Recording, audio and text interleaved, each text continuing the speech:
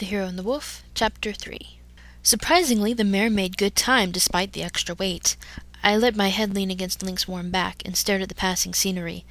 I felt him stiffen a bit before relaxing again.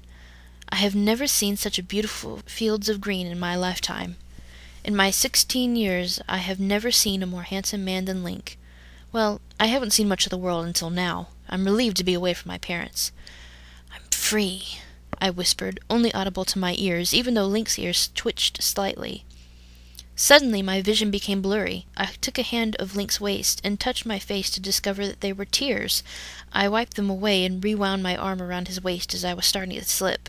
Glancing back at me, he asked, "You okay?" I nodded against his back, tightening my grip slightly. My vision went slightly blurry again, but this time I let the tears roll down my face.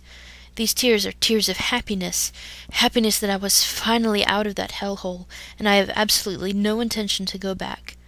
Suddenly a searing pain ripped through my body, coming from my left shoulder. My muscles unconsciously tensed up.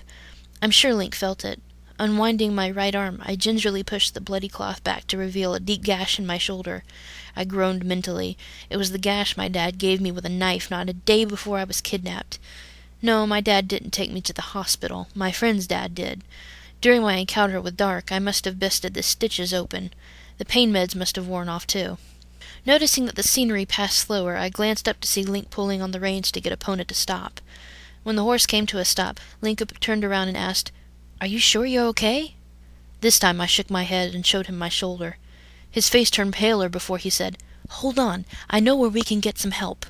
I nodded and slipped my good arm around his waist again. "Yeah," Link yelled, digging his heels into the horse to get her going. Suddenly feeling lightheaded, I shook my head to try and clear it up. My vision started to go black around the edges. Dimly, I saw a huge ranch up ahead that was getting closer every passing second. I fought to stay awake, knowing if I fell asleep I might never wake up. Finally, we passed through huge gates. Link started yelling for help once we were inside the ranch. He quickly dismounted and got me off the saddle, carrying me bridle style.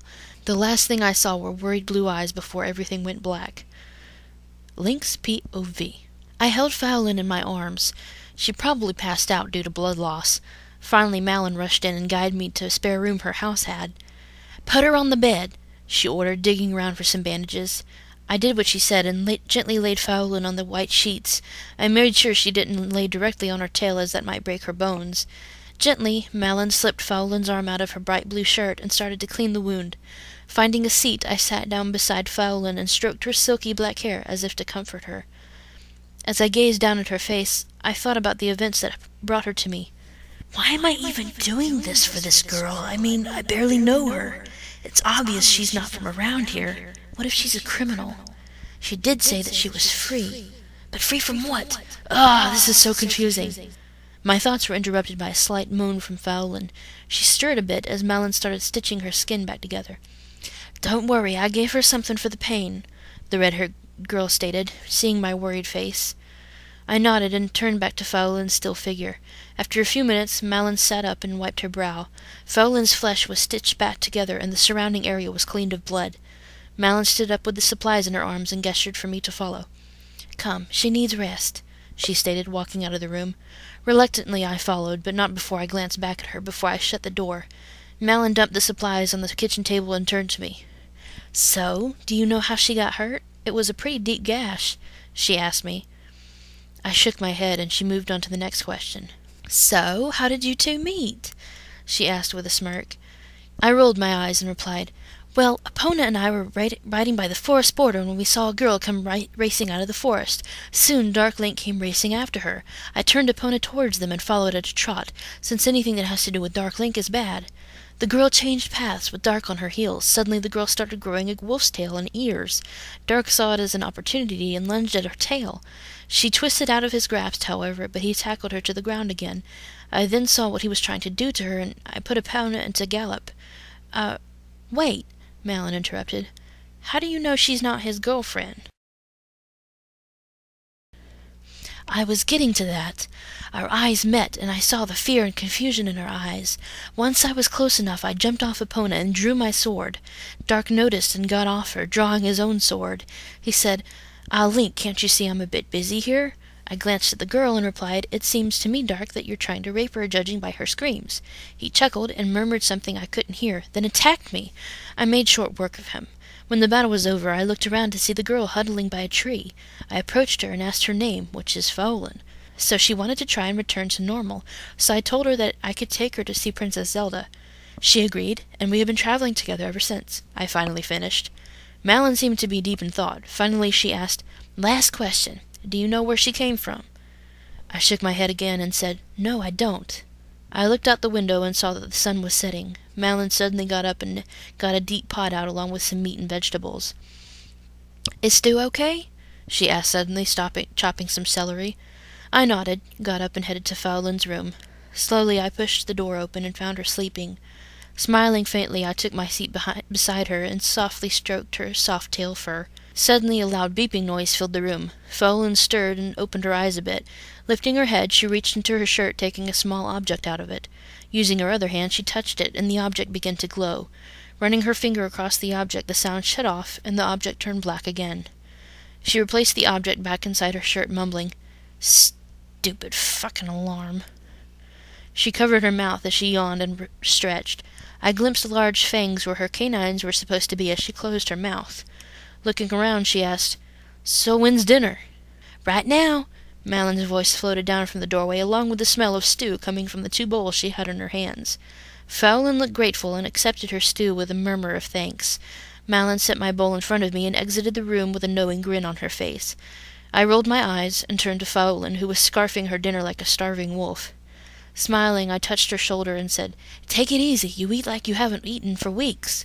She offered me a small smile and replied, "I haven't eaten in weeks, Link." My eyes got big. "What did your parents do, then?" I asked. She stiffened and put her bowl down. Her eyes had lost that playful spark. She gestured to his shoulder and asked, "Do you want to know how I got this?" She didn't wait for an answer.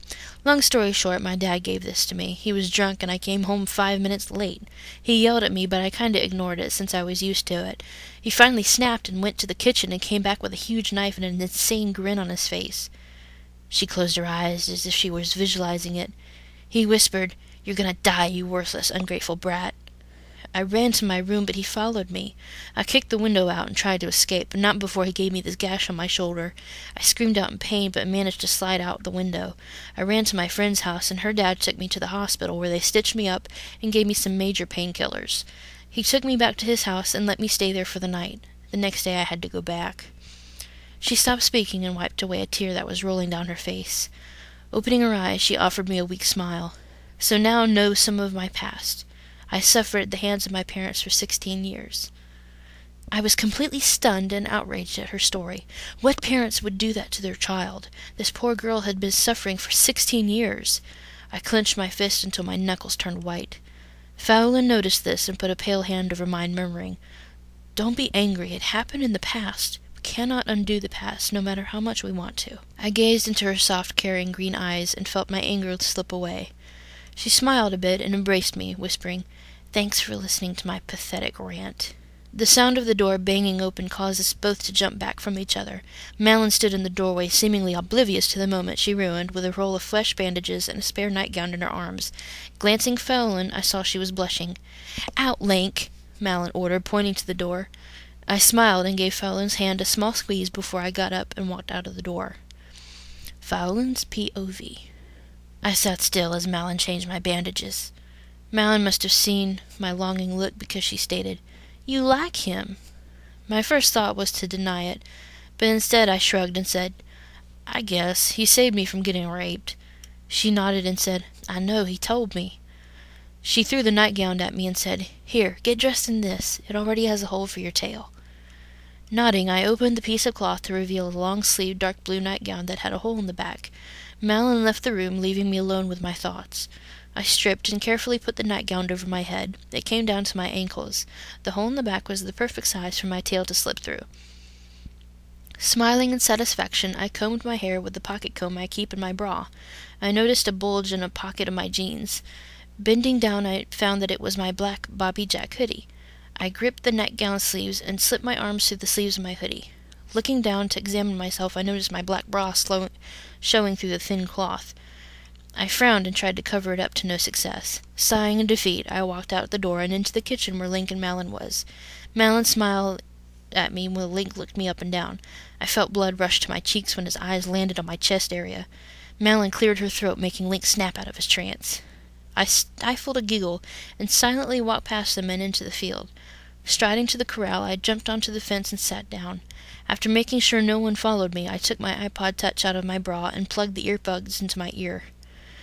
After turning it on, I pulled my hood over my head and slumped against the fence post. I touched the music button on the menu screen and my playlist came up. Scrolling down, I found one of my favorite songs, Lament of the Highborn. As soon as the song started playing, I started to sing.